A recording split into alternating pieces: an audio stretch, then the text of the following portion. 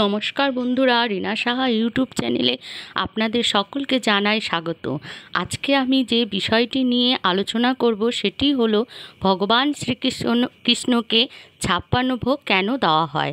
তার আগে কমেন্টে সবাই রাধে রাধে লিখে যাবেন। হরে কৃষ্ণ। কৃষ্ণ প্রণাম মন্ত্রটি হলো, হে কৃষ্ণ করুণা সিন্ধু দীনবন্ধু জগৎপথে গোপেশ গোপিকাকান্ত রাধাকান্ত নমস্তুতে। রাধে রাধে, কৃষ্ণ কৃষ্ণ। জানেন কি ভগবান শ্রীকৃষ্ণকে 56 ভোগ কেন দেওয়া হয়?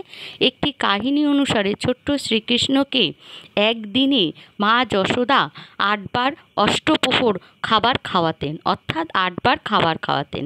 একবার যখন ইন্দ্রদেবতার প্রকোপ থেকে সমস্ত বৃন্দাবনকে রক্ষা করতে ভগবান শ্রীকৃষ্ণ গোবর্ধন পর্বত তুলেছিলেন, তখন একটানা 7 দিন অন্ন জল গ্রহণ করেননি ছোট্ট ভগবান শ্রীকৃষ্ণ।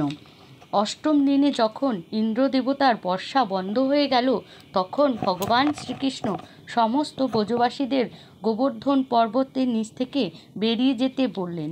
তখন দিনে 8 বার ভোজন করা ছোট্ট শ্রীকৃষ্ণকে একটানা 7 দিন কোনো খাদ্য গ্রহণ না করতে দেখে ব্রজবাসীরা এবং মা যশোদা ভীষণ দুঃখ পেলেন।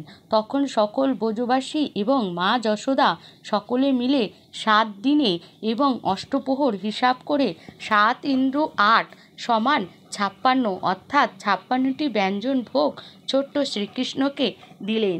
তখন ভগবান ছোট্ট শ্রীকৃষ্ণ ওই 56টি ব্যঞ্জন ভোগ নিজে এবং তার সখাদের নিয়ে, ব্রজবাসীদের নিয়ে ওই ভোগ গ্রহণ করলেন খুব আনন্দ করে।